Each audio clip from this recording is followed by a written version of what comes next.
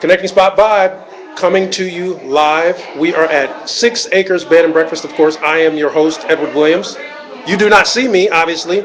You see this fine couple in front of me, Barack and Michelle Obama. Excuse me. No. Sitting down with Sedrick Denson Melanie Ervin. Let's Talk with Roxanne was a wonderful success here at 6 Acres Bed and Breakfast. Monday, April the 8th.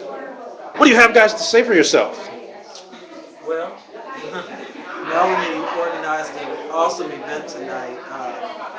What we realized as young emerging leaders in the city was that politicians really don't have the opportunity to interact with the constituents and citizens to be very candid and say the things that really are important to them. So tonight was an opportunity for women to come together, particularly African American women, to say, this is what's important to us, this is what we want to see done. And it was just a real open dialogue between the constituents and Roxanne to just get one-on-one with her and find out where she wants the city to go over the next few years and see where they fit in with that vision. I helped Melanie with that, but she really had the concern of seeing how women fit into the vision of the city of Cincinnati.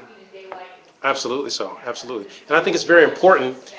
Ironically, I have done a number of studies, demographic studies here on the Cincinnati region, and it is predominantly I believe the percentages are 55, 45, or 52, 48, or something along those lines, women to men here in our Cincinnati metropolitan area.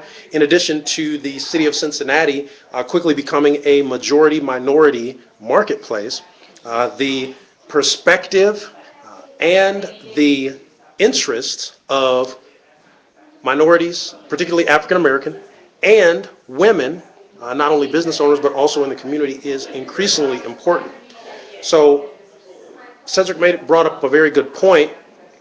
Melanie, as a as a representative, because we'll call you a representative of both of those interests, talk a little bit about your inspiration and the motivation for putting this event together. I just wanted to create a voice for women. I mean, I believe that women are starting to find who we are, what we like, what we don't like, and we're not afraid to walk in that. So I wanted to create a platform where we can just come out, be ourselves, let our hair down, have conversations, network, and be able to have an honest and real conversation with someone we might not necessarily have a conversation with on a regular day. So just to be able to open up that platform and that door for other women in the city and just a time to get together and bring successful women together was my inspiration. Absolutely so, and you did a wonderful job. Certainly, the event was very, very well coordinated, Thank you. very well run. One of the things that you mentioned that is very important is that there was an awful lot of very open, honest, and candid communication and conversation that went on tonight. So it certainly sounds as if Mayor-elect Roxanne Qualls has her work cut out for her. What would the both of you two say, certainly being in politics and working directly in politics, what would the two of you say are some things that need to happen, particularly as it relates to our community? Well, Edward, I think you said it clear. I work for Councilman Wendell Young, but one thing we often find out working with constituents is that they really don't understand or have the real interaction of how government operates. So tonight was the beginning of seeing how government operates, having that candid conversation to say, let's find out what's going on and then where do I fit in so I can actually advance myself, because as we know, a lot of contracts and different things come through the city, and there are opportunities for not only women but just people, everyday people who are looking to be entrepreneurs, who are looking to do something besides work a typical 9 to 5. So this is really the beginning of how we begin that conversation of this is how you fit in to what makes a wonderful city. And Cincinnati is a great city. It's just that we have some work to do as far as inclusion, and we definitely have some work to do as far as it is concerned for women being included in everything we do. So I think tonight really touched on that and did a lot for that.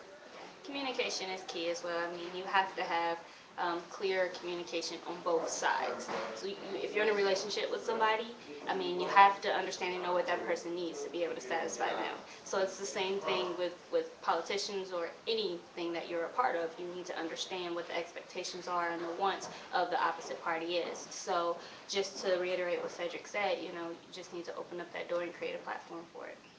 Well, you guys certainly are doing that. Obviously, this is a great start, a wonderful start to that process. Now, of course, because it's my show and I can say and do what I want to do, Cedric, a little bit earlier, you cast your proverbial hat into the ring. So you threw the glove down at the gauntlet and said something about when, not if, but when you run for city council. So I got to make this comment. There are some startling comparisons, some startling similarities between the two of you and our president and first lady. I mean, am I going off on a tangent here or what? You say, hey, I'm gonna be in city council, and First, we have to recognize that we're not married, so that we have to get over that hurdle Not yet. first. it's just a matter of time. That is but a formality. One thing at a time. But yeah, it is no secret that I love Cincinnati. I've been here, I've traveled, I've seen other cities, and I always come back home because I like what we have to offer, and I like where we're headed. So it is out there. I will be running in 2017 for Cincinnati City Council. I really don't aspire to go as far as the White House or even beyond state level. My concern and focus is predominantly on just the city of Cincinnati. It's where I grew up. It's where my family lives. It's what I love. So I plan on being around for a while. Awesome. And yeah, I'll vote for you when you run for president. I was getting ready to say I hope so. Maybe Melanie will run, Yeah, it's all these women were here today. We had a powerhouse of women. Maybe Melanie will run. Hey. Say with one thing at a time. Definitely so. Well, I really appreciate you guys taking some time with me. Once again, kudos. My hat is off to you for putting together this wonderful event. You certainly, just as you mentioned, brought together some powerhouses here in the community as it relates to folks that are interested in starting the conversation around getting things done and making some changes in some very critical areas. So they brought up a lot of stuff tonight, and we won't go back over that. But we will be following the two of you, certainly, Melanie, as you continue to put on these types of very purposeful community-oriented events, and certainly you as well, Sedrick, and all the work that you do as it relates to the community and on the political front through Councilman Wendell Young's office. Yes. Well, and we want to certainly thank you, Sovereign Media Productions, for being out here with us today. Capturing this event, I think it's the start of something that will continue to grow as far as seeing these women come together and get things done that they feel are important to them. So. Who knows? We might do a men's only event. So.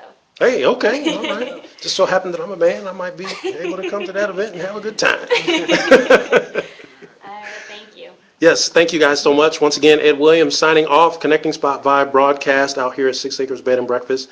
Let's Talk with Roxanne was a success. Who we are going to talk to next remains to be seen. Hey, make every connection count.